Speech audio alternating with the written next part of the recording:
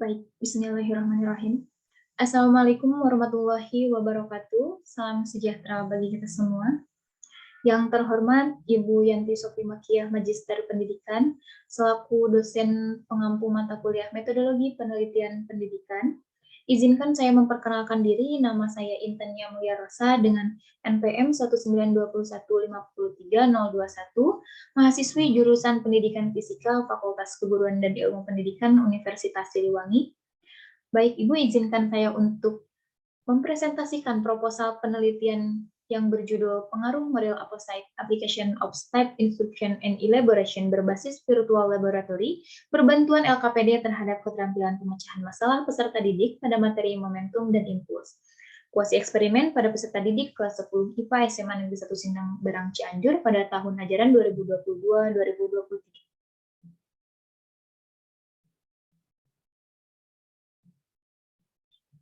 Baik, di sini saya akan menjelaskan latar belakang masalah penelitian yang diambil. Fisika merupakan salah satu cabang ilmu pengetahuan alam yang mempelajari berbagai gejala alam. Fisika merupakan salah satu disiplin ilmu yang berkembang pesat, baik dari segi materi maupun kegunaannya. Sebagai bagian dari ilmu pengetahuan alam, fisika banyak membahas seputar gejala dan perilaku alam yang dapat diamati oleh manusia, serta pengaplikasiannya dalam kehidupan. Melalui fisika ini, peserta didik diajak untuk mampu memahami berbagai gejala dan permasalahan, berpikir, menganalisa, serta mampu memecahkan masalah. Namun, mata pelajaran fisika ini seringkali dianggap sulit oleh peserta didik. Nah, tentunya pembelajaran fisika ini memiliki tujuan diantaranya untuk mengembangkan pengetahuan, pemahaman, dan kemampuan analisis siswa terhadap lingkungan dan sekitarnya. Siswa diharapkan tidak hanya mampu menguasai konsep, tetapi dapat menerapkan konsep yang telah mereka pahami dalam penyelesaian masalah, menurut Turner dan Rapoport pada tahun 1977.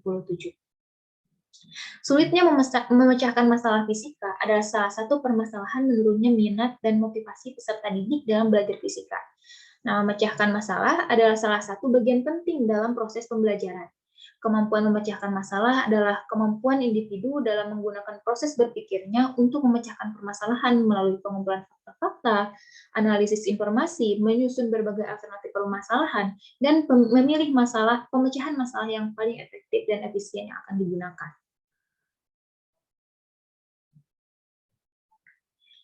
Nah, dalam penyusunan latar belakang masalah penelitian ini, saya melakukan studi pendahuluan dengan mewawancarai guru fisika SMA Negeri 1 Sindang Barang dan mewawancarai peserta didik SMA Negeri 1 Sindang Barang. Berdasarkan hasil wawancara bersama guru dan peserta didik di SMA Negeri 1 Sindang Barang, ditemukanlah berbagai permasalahan pembelajaran fisika tentunya. Berdasarkan hasil wawancara dengan guru, masalah yang muncul yaitu jarangnya melaksanakan praktikum, kemudian alat laboratorium terbatas. Poin 1 dan poin 2 ini memiliki hubungan keterkaitan, dikarenakan alat laboratorium fisika di sekolah tersebut masih belum memenuhi atau belum lengkap untuk semua materi yang dapat dipraktikumkan pada mata pelajaran fisika, sehingga jaranglah melaksanakan praktikum. Kemudian, pembelajaran hanya terfokus pada materi yang dapat dijelaskan di kelas saja. Sedangkan masalah yang ditemukan dari hasil wawancara bersama peserta didik di SMA Negeri 1 Sindang Barang, yaitu diantaranya peserta didik tidak merasa antusias dalam pembelajaran karena pemikiran mereka bahwa mata pelajaran fisika itu sulit dan hanya beberapa siswa yang menyebutkan bahwa mata pelajaran fisika itu menantang. Kemudian penyampaian materi dianggap oleh siswa seperti metode ceramah, sehingga siswa tidak ikut terlibat aktif dalam pembelajaran. Karena pembelajaran hanya diawali dengan guru menjelaskan, kemudian memberikan contoh soal, lalu memberikan latihan soal, kemudian dijelaskan kembali, lalu selesai. Kemudian latihan-latihan soal yang diberikan itu tidak dapat dipecahkan oleh peserta didik karena rendahnya keterampilan pemecahan masalah peserta didik. Kemudian jarang melaksanakan praktikum dan materi yang sulit dipahami menurut peserta didik pada kelas IPA, kelas 10 IPA SMA Negeri 1 Sindang Barang, yaitu usaha dan energi, hukum Newton, dan momentum impuls. Nah, terkait permasalahan yang ditemukan pada studi pendahuluan, di sini saya tertarik untuk menerapkan model Apposite Application of Step Instruction and Elaboration berbasis Virtual Laboratory pada materi momentum dan impuls di kelas 10 IPA SMA Negeri 1 Sindang Barang Cianjur. Di mana model APOSIT ini merupakan model pembelajaran yang menekankan pada step instruction atau instruksi bertahap yang berupa pertanyaan-pertanyaan yang dibuat oleh guru yang nantinya disajikan dalam lembar kerja peserta didik dan dapat dielaborasikan melalui kegiatan praktikum menggunakan laboratorium virtual ataupun laboratorium secara langsung di sekolah tersebut untuk menjawab semua permasalahan fisika secara bertahap menuju ke arah utama jawaban permasalahan. Sehingga peneliti mengambil judul penelitian yaitu pengaruh model APOSIT Application of Step Instruction and Elaboration berbasis virtual laboratory berbantuan LKPD terhadap keterampilan pemecahan masalah peserta didik pada materi momentum dan impuls. Penelitian ini merupakan penelitian kuasi eksperimen yang dilakukan di SMA Negeri 1 Sindang Barang kelas 10 IPA pada tahun ajaran 2022-2023. Nah, di sini saya memiliki batasan masalah penelitian, yang mana batasan masalah penelitian ini ditujukan agar penelitian ini tidak terlalu meluas. Yang pertama, batasan masalah di sini subjek yang diteliti adalah peserta didik kelas 10 IPA SMA Negeri 1 Sindang Barang Cianjur tahun ajaran 2022-2023 menggunakan penerapan model APOSIT Application of Step Instruction and Elaboration berbasis virtual laboratory berdasarkan tahapannya, yaitu ada invitasi, tahap eksplorasi, di mana tahap eksplorasi ini nantinya merupakan diisi dengan kegiatan praktikum berbasis virtual laboratory, elaborasi, penjelasan dan solusi, pengambilan tindakan serta evaluasi dan refleksi.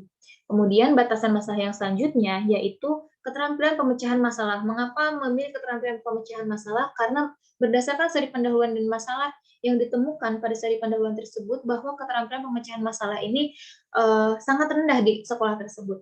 Sehingga di sini disebutkanlah batasan masalah penelitiannya, keterampilan pemecahan masalah yang diteliti meliputi indikator, memahami masalah, merencanakan strategi, melaksanakan strategi, dan mengevaluasi solusi.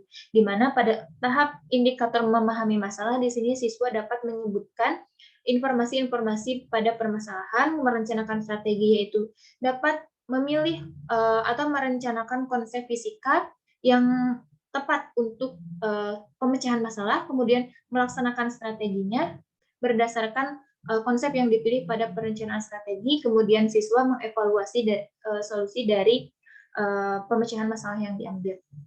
Kemudian materi yang akan diajarkan yaitu momentum dan impuls, mengenai hubungan impuls dan momentum, hukum kekekalan momentum, dan jenis-jenis tumbukan. Di mana alasan saya memilih materi ini karena materi ini disebutkan menjadi salah satu permasalahan pada studi pendahuluan yang telah dilakukan bahwa materi momentum dan impuls masuk ke dalam materi yang sulit dipahami oleh siswa dan tidak mencapai kriteria ketuntasan minimal di sekolah tersebut.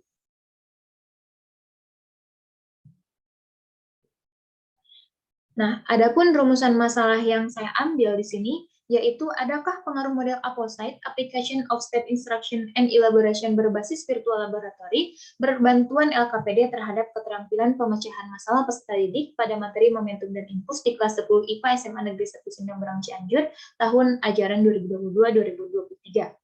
Adapun tujuan penelitian yang saya ambil di sini yaitu untuk mengetahui pengaruh model APOSIT itu sendiri berbasis virtual laboratory berbantuan LKPD terhadap keterampilan pemecahan masalah peserta didik pada materi momentum dan impuls di SMA Negeri 1 Sindang Barang kelas 10 pada tahun ajaran 2022-2023. Baik, kita masuk ke manfaat penelitian. Di sini pada manfaat penelitian terbagi menjadi dua, ada manfaat teoritis dan manfaat praktis, di mana manfaat teoritis di sini diharapkan nantinya dapat memberikan penjelasan terkait tahapan model APOSIT agar dapat digunakan oleh seluruh pelaku pendidikan demi kemajuan pendidikan khususnya di negara Indonesia, kemudian pada mata pelajaran fisika.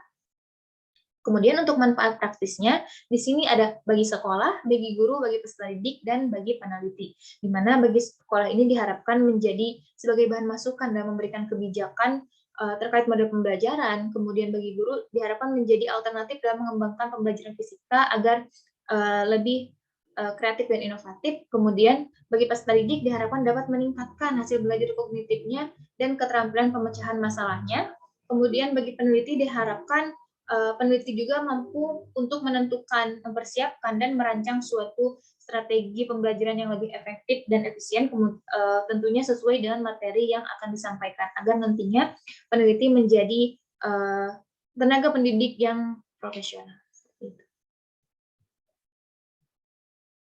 Nah, adapun definisi operasional yang telah saya buat di sini, APOSITE, Application of Step Instruction and Elaboration berbasis virtual laboratory, berdasarkan pengkajian dan beberapa referensi, di sini saya menyimpulkan terkait definisi operasional dari model APOSITE ini, di mana model ini merupakan model pembelajaran yang menekankan pada instruksi bertahap yang berupa tahapan pertanyaan yang dapat disajikan pada lembar kerja peserta didik, yang nantinya dapat dielaborasikan melalui kegiatan praktikum menggunakan virtual laboratorium untuk memecahkan sebuah permasalahan fisika secara bertahap menuju ke arah utama jawaban permasalahan.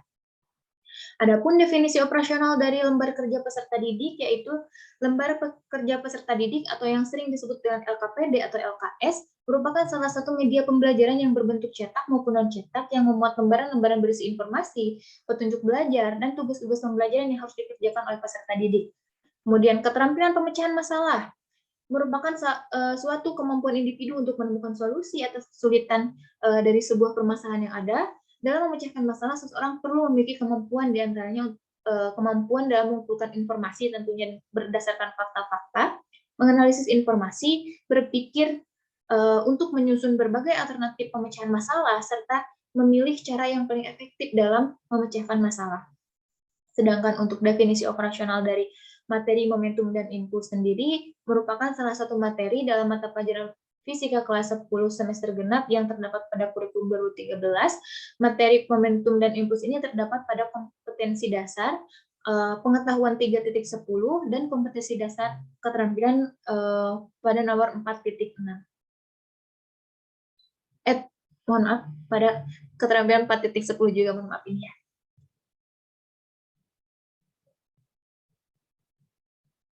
Nah, adapun tinjauan teoritis di sini yang pertama kajian pustaka mengenai model APOSITE, Application of Step Instruction and Elaboration berbasis virtual laboratory, merupakan suatu pengembangan model pembelajaran baru yang menunjukkan interaksi antara guru dan siswa berdasarkan pada kemampuan skemata serta respon dari siswa, menurut Prastowo pada tahun 2019.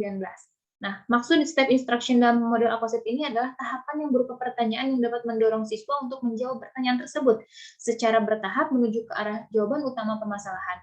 Nah, kegiatan praktikum dalam penelitian ini dilakukan secara virtual menggunakan simulasi PET atau Physics Education Technology yang menurut Rahmat Resmianto dalam Ekawati et al. Tahun 2015, PET ini merupakan sebuah ikhtiar sistematis yang tanggap zaman terhadap perkembangan teknologi pembelajaran, sehingga apabila di sekolah terdapat permasalahan bahwa alat laboratoriumnya kurang menunjang atau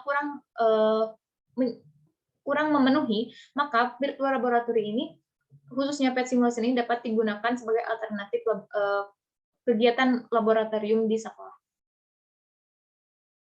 Nah, di sini model APOSITE ini terdapat 7 sintak, diantaranya invitasi, eksplorasi, elaborasi, penjelasan dan solusi, pengambilan tindakan, serta nantinya ada refleksi.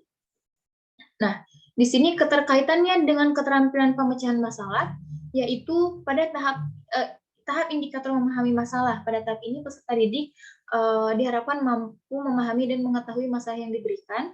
Pada tahap eksplorasi, di sini juga keterkaitannya masih sama dengan memahami masalah dan merencanakan strategi, di mana peserta didik difokuskan untuk membuat rencana pemecahan masalah.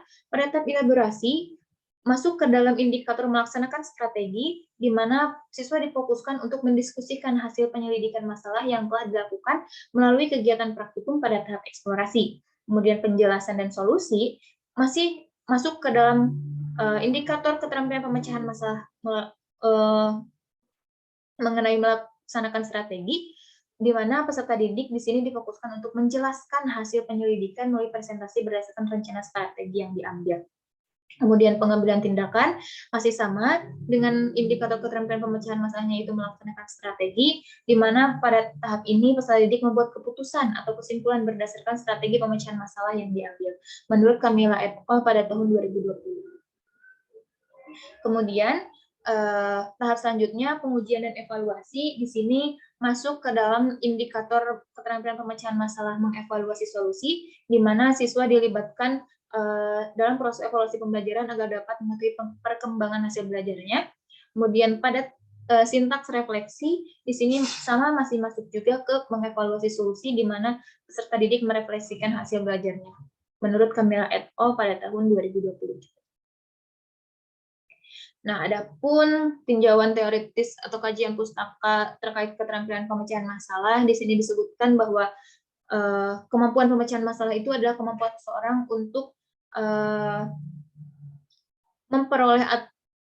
melibatkan pemerolehan informasi untuk menemukan solusi suatu permasalahan menurut Sujarwanto et al. Pada tahun 2014.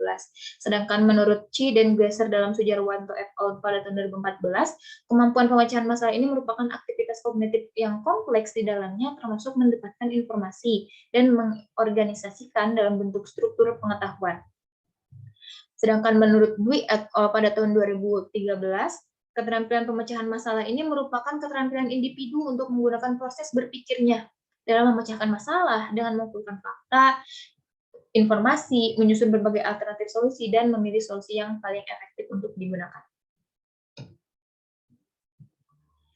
Nah, di sini terdapat tahapan dan indikator keterampilan pemecahan masalah. Pada tahap memahami masalah, indikatornya peserta didik menyebutkan informasi yang diberikan dan pertanyaan yang diberikan dan pertanyaan yang diajukan.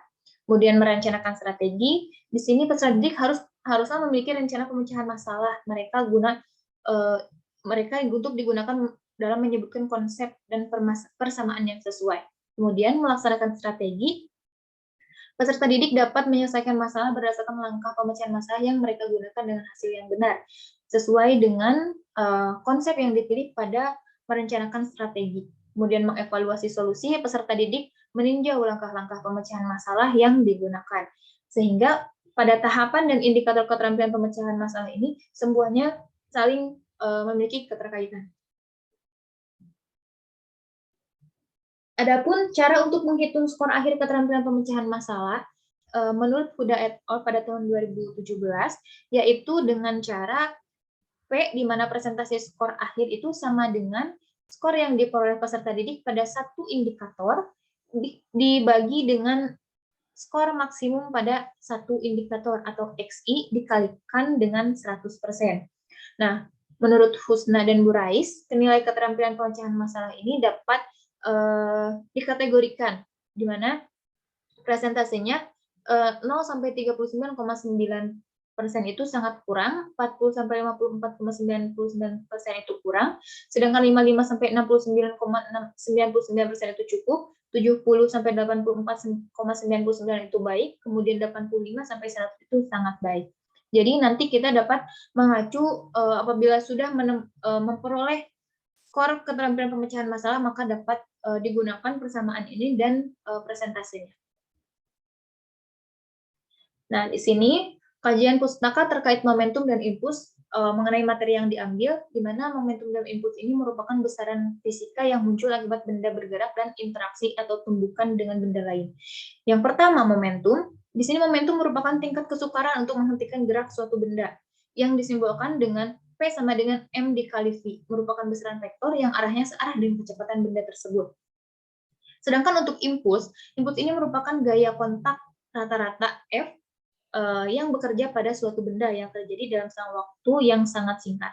Atau kita secara matematisnya bisa disebut dengan delta T mendekati 0, di mana rumus momentum dan impuls ini F sama dengan I per delta T atau I sama dengan F dikali dengan delta T. Nah, selanjutnya hubungan momentum dan impuls itu impuls yang dikerjakan pada suatu benda sama dengan perubahan momentum yang dialami benda tersebut, sehingga impuls dan momentum itu memiliki keterkaitan atau hubungan, di mana di sini diperoleh persamaan, yaitu I sama dengan P2 dikurangi P1 atau I sama dengan delta T.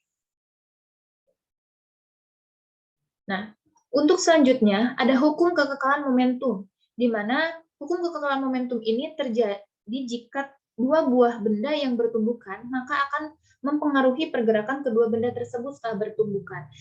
Maka secara persamaannya di sini MA dikali VA sama dengan MB dikali PB sama dengan ditambah MB dikali PB sama dengan MA dikali V aksen A dikurangi MB dikali V aksen B, atau menjadi PA dikurangi PB sama dengan V aksen A dikurangi V aksen B.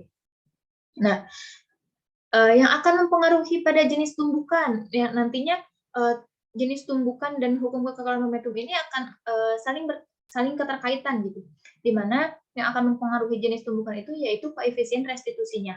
Koefisien restitusi ini merupakan derajat sentuhan suatu benda akibat tumbukan yang dapat dihitung dari negatif perbandingan selisih kecepatan benda setelah tumbukan, atau disebut dengan delta V aksen, dengan selisih kecepatan benda sebelum tumbukan, atau secara matematisnya koefisien restitusi atau disimbolkan dengan E sama dengan negatif delta V aksen per delta V. Nah, untuk jenis-jenis tumbukannya ada tumbukan lenting sempurna, tumbukan lenting sebagian, dan tumbukan tak lenting sama sekali. Oke, baik. Di sini terkait materi momentum dan impuls ini nantinya akan diterapkan menggunakan model Opposite Application Offset Instruction and Elaboration berbantuan ILKPD. Nah, untuk pada jenis-jenis tumbukan ini nantinya sebagai materi tambahan di akhir pada materi momentum dan impuls. Baik, di sini saya telah mencari beberapa sumber atau hasil penelitian yang relevan, didapatkan 3 sumber yang relevan, di mana yang pertama Prastowo dan kawan-kawan pada tahun 2019 dalam jurnalnya yang berjudul Model Opposite untuk meningkatkan penguasaan konsep fisika kinematika pada mahasiswa, menunjukkan bahwa keterlaksanaan pembelajaran menggunakan model opposite dapat berjalan dengan baik, yang ditunjukkan dengan adanya peningkatan kegiatan siswa dalam tiap tahapan model yang dikembangkan termasuk ke dalam kategori efektif karena memberikan dampak terhadap peningkatan penguasaan konsep mahasiswa. Kemudian yang kedua, Nur Karmila dan kawan-kawan pada tahun 2020 dalam jurnalnya yang berjudul Penerapan Model Application of That Instruction and Elaboration untuk meningkatkan hasil belajar kognitif siswa pada materi suhu dan kalor, bahwa model opposite ini sangat baik diterapkan dalam proses pembelajaran di kelas, khususnya pada pembelajaran fisika yang harus bisa menguasai konsep dan mampu mengaplikasinya di kehidupan nyata.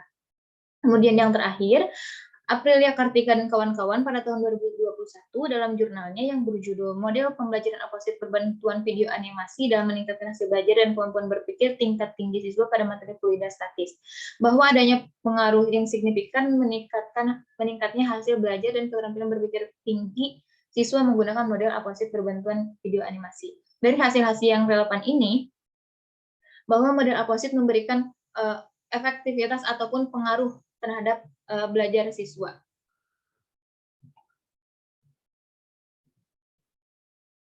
Nah, di sini saya menuliskan kerangka konseptual yang mana berdasarkan pada hasil studi pendahuluan yang telah dilakukan di SMA Negeri 1 Sindang Barang Cianjur menunjukkan bahwa peserta didik sangat kurang terampil dalam pemecahan masalah fisika. Kemudian hasil observasi menunjukkan bahwa banyaknya peserta didik yang tidak menyukai mata pelajaran fisika karena menganggapnya itu sulit. Kemudian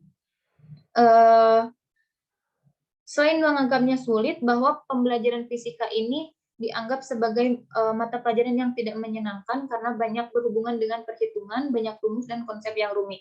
Dikarenakan pada saat pembelajaran hanya difokuskan pada penyampaian materi pembelajaran di kelas saja, tanpa melibatkan langsung peserta didik dalam kegiatan laboratorium sebagai sarana pembelajaran untuk peserta didik dapat belajar aktif dan menemukan sendiri solusi dari permasalahan yang disajikan. Jadi dari hasil studi pendahuluan ini muncullah masalah-masalah belajar fisika.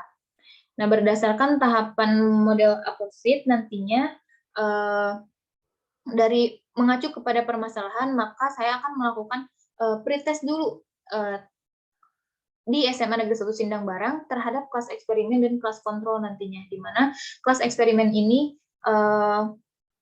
menggunakan kegiatan pembelajaran dengan model opposite. Karena berdasarkan permasalahan yang diambil tersebut, maka perlu adanya perbaikan pada proses pembelajaran fisika. Maka dengan itu, kelas eksperimen nantinya akan diterapkan model aposit berbasis virtual laboratory, sedangkan kelas kontrol nantinya diberi perlakuan seperti biasanya. Kemudian nanti dilakukanlah post test, setelah ada datanya, kemudian dilakukan analisis data dan nanti akan menunjukkan hasil seperti apa, apakah ada pengaruh dari model pembelajaran aposit berbasis virtual laboratory ini di SMA Negeri 1 Sindang Barang. Lalu untuk hipotesis penelitian yang saya buat di sini H0 tidak ada pengaruh model aposit berbantuan LKPD terhadap pemecahan masalah peserta didik di SMA Negeri 1 Sindang Barang. Sama dengan HI adanya pengaruh model aposit application of state instruction di SMA Negeri 1 Sindang Barang pada tahun ajaran 2022-2023. Jadi ini merupakan jawaban sementara untuk penelitian yang akan dilakukan. Masuk ke dalam prosedur penelitian, di mana yang pertama metode penelitian yang saya ambil di sini yaitu metode penelitian quasi eksperimen yang merupakan pengembangan dari true eksperimen yang cukup kompleks dan tidak mudah untuk dilaksanakan, sehingga quasi eksperimen ini nantinya akan mempunyai kelompok kontrol dan kelompok eksperimen, tetapi tidak berfungsi sepenuhnya untuk mengontrol variabel luar yang mempengaruhi pelaksanaan eksperimen. Kemudian untuk variabel penelitiannya, di sini variabel bebasnya yaitu model aposit, kemudian variabel terikatnya keterampilan pemecahan masalah pada peserta didik. Lalu untuk desain penelitian, di sini saya mengambil desain penelitian pretest post-test kelompok setara, di mana untuk E dan K ini merupakan kelas eksperimen dan kelas kontrol, di mana R adalah random atau acak, O1 dan O3 itu merupakan tes awal sebelum perlakuan, dan untuk O3 itu tes awal sebelum perlakuan.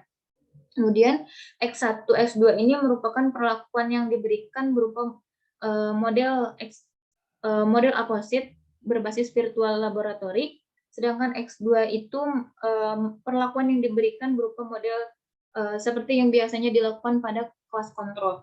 Kemudian O2 dan O4 merupakan tes akhir atau post test pada kelompok eksperimen dan kelompok kelas kontrol. Adapun populasi yang diambil dari penelitian ini yaitu kelas 10 SMA Negeri 1 Sindang Barang Cianjur dengan jumlah kelas IPA-nya sebanyak 4, jumlah peserta didiknya yaitu 133. Kemudian sampel yang diambilnya menggunakan teknik cluster random sampling, yaitu pemilihan data secara acak karena terdiri dari populasi yang cukup luas. Dalam penelitian ini, sampel yang digunakan adalah peserta didik sebanyak 2 kelas yang akan dibagi menjadi kelas kontrol dan kelas eksperimen. Nantinya pada teknik cluster random sampling ini, saya akan membuat sebuah gulungan kertas untuk menentukan kelas mana yang akan menjadi kelas kontrol dan kelas eksperimen. Untuk teknik pengumpulan datanya, yaitu saya menggunakan observasi dan tes berupa pretest post-test. Untuk observasi merupakan kegiatan pemuatan perhatian terhadap suatu objek yang dilakukan menggunakan seluruh indera. Kemudian tes, di sini teknik pengumpulan data untuk mengetahui keterampilan pemecahan masalah peserta didik dari soal yang diberikan berupa soal uraian.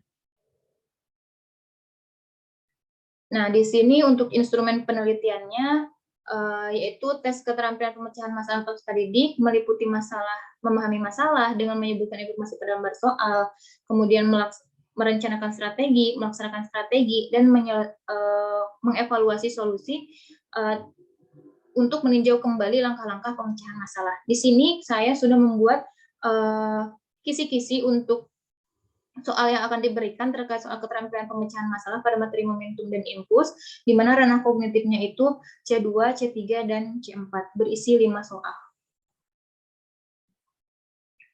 Nah, untuk teknik analisis data, di sini saya menggunakan yang pertama uji validitas untuk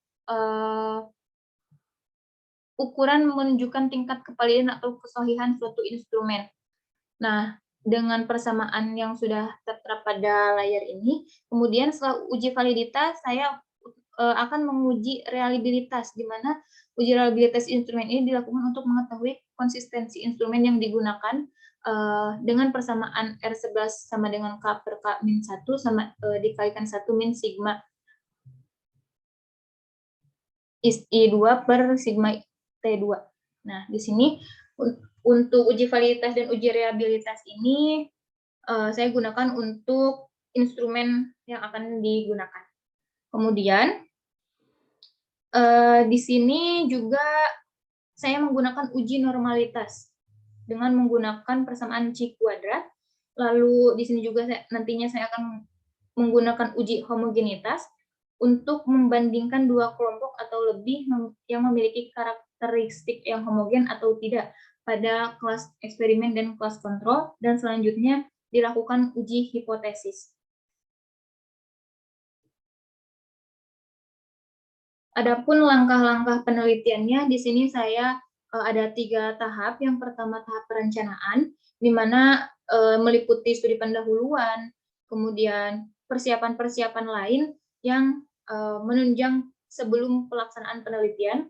Kemudian pada tahap pelaksanaan, yaitu melakukan pretest post-test, kemudian melakukan kegiatan pembelajaran menggunakan model yang akan diterapkan, lalu melaksanakan post-test di akhir. Kemudian tahap akhir, mengolah data, kemudian membuat kesimpulan berdasarkan hasil pengolahan data.